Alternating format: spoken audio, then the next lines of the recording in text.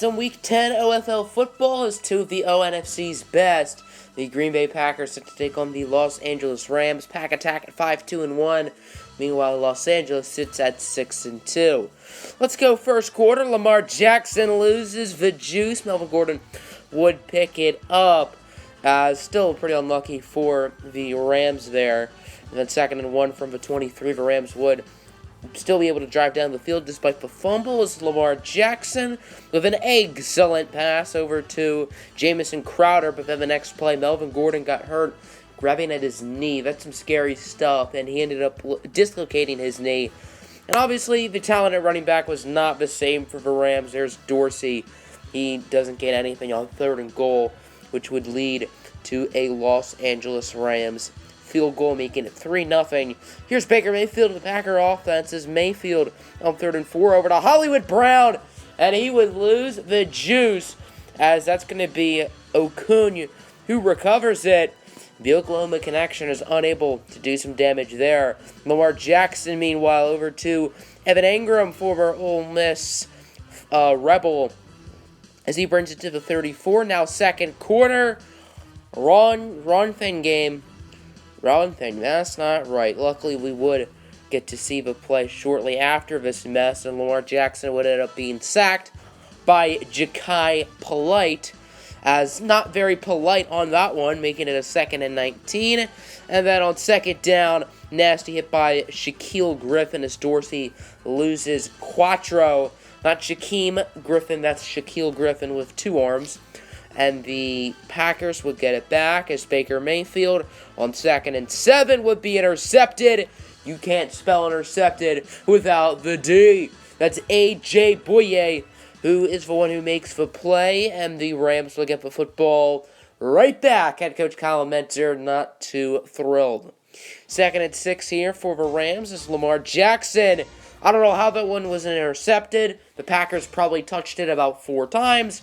The Rams are very lucky. They wouldn't score anyway.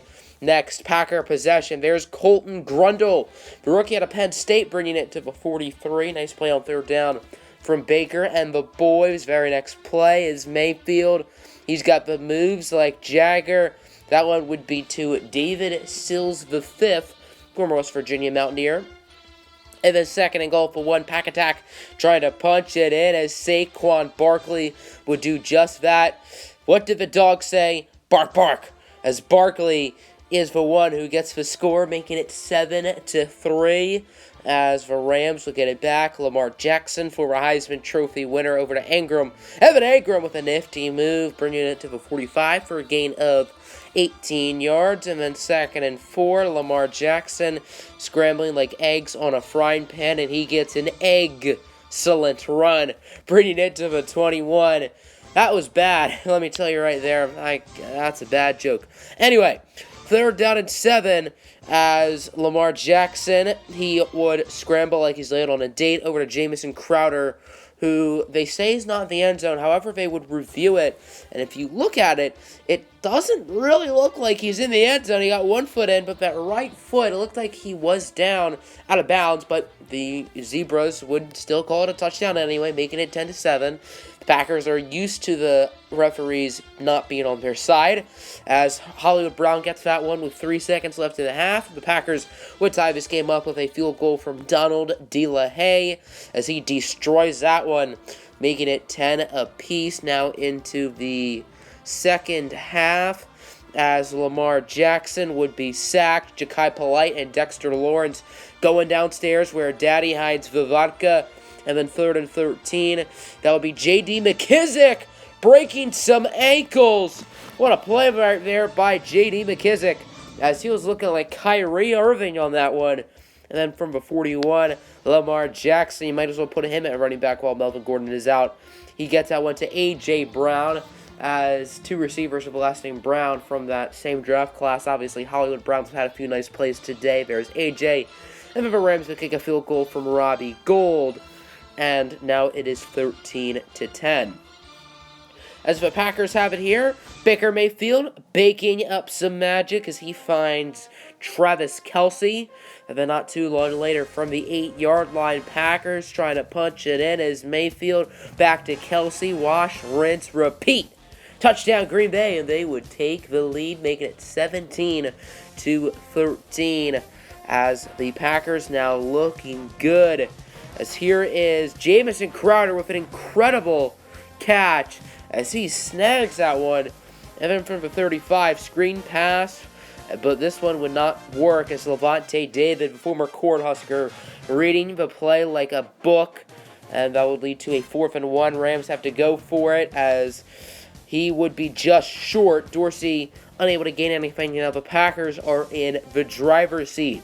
Green Bay couldn't get anything on their drive. Rams still have a timeout and still have a chance to win as Jackson, he's got the moves over to Jamison Crowder, breaking tackles for a nice first down, gaining 13. Good start to the drive. Now from the 42, 3rd down and 7. Los Angeles needs a conversion as Lamar Jackson with a deep pass, almost intercepted. Easily could have been caught by Shaquille Griffin.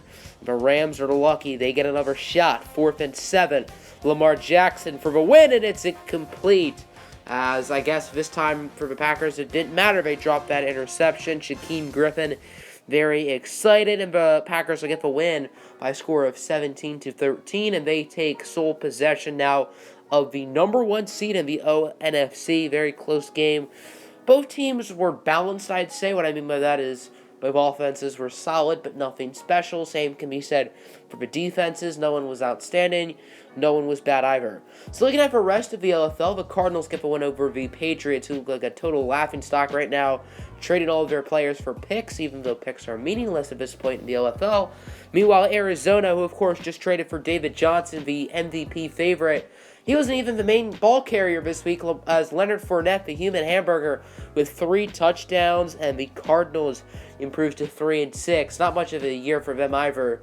But knowing the Cardinals' luck, they'll probably win a bunch of games and ended up at 9-7.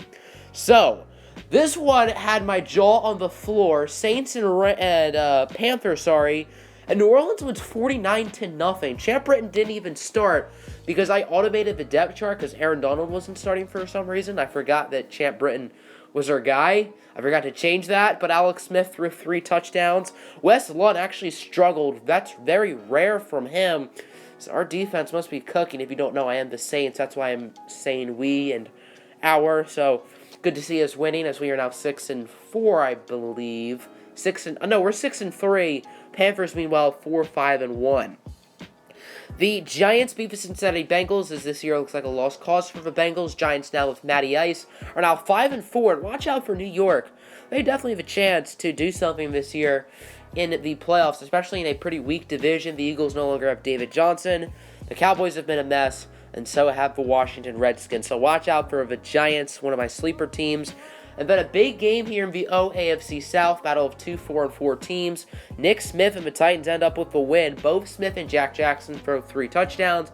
Now the Titans are a game over 500, while the Colts are a game under 500. That looks like it could be a very close division. Jaguars now have a pretty nice lead, but I would definitely see both of these teams fighting for a wild card spot in the AFC. The Steelers with an overtime victory over the Baltimore Ravens. A little bit of a scare for Pittsburgh, but they do get the win. 2 straight postseason appearances for Pittsburgh, including an OFL Bowl victory back in season number 1, and it looks like they'll likely be back based on the way they're playing. Aaron Rodgers for reigning OFL MVP with 3 touchdowns, and the Ravens, who had a nice little start, seems like they're starting to fizzle down a little bit, come back to earth after winning only 4 games a season ago, as they were the worst team in the OFL, tied with the Titans, who have already gotten over their win total from last year because of head coach Marley Bowman.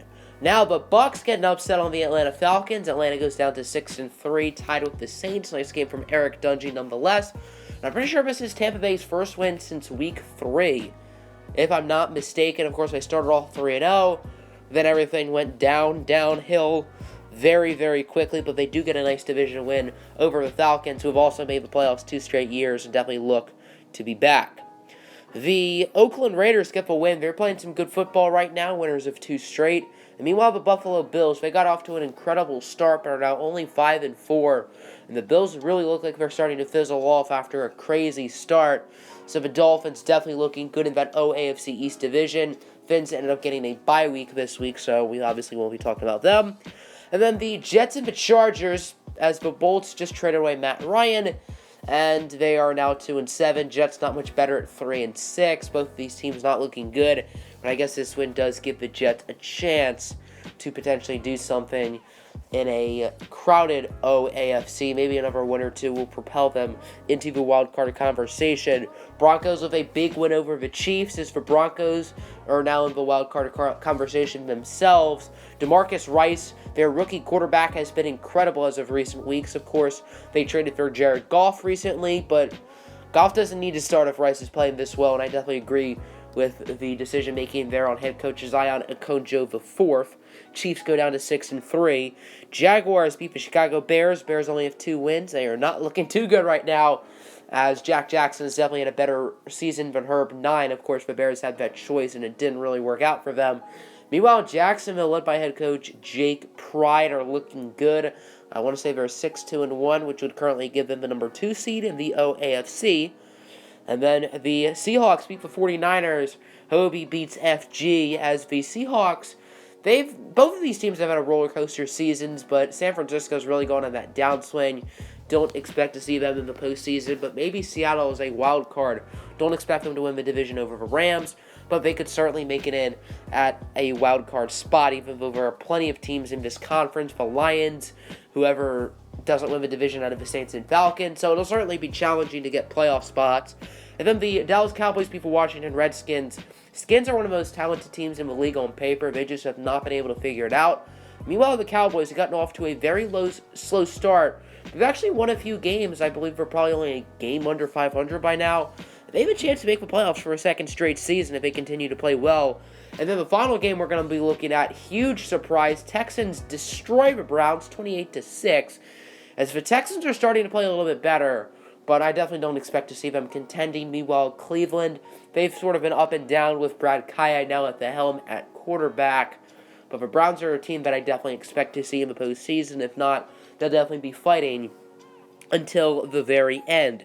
So here's a look at the schedule for next week. Falcons-Panthers is an interesting game. So is the Seahawks and Redskins. Lions and Jaguars, those are two of the few teams that have 6 wins on the year.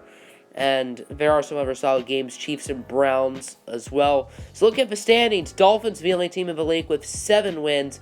They sit at 7-2. And then there are a bunch of teams here in the mix in the OAFC who can contend for wildcard spots. Texans are actually 4-5. I did not realize they were that good. And then you got those guys at the bottom. Meanwhile, in the NFC, Packers are for 1 seed. Seahawks are 6-3. I didn't even realize they were that good. So they are tied with the Rams. Watch out for the Lions as well, only half a game behind Green Bay. And then you got the race between the Saints and the Falcons as well, just like last season. So that'll end the video. Hope you all enjoyed. Make sure to hit the like button and subscribe. And as always, have a good one.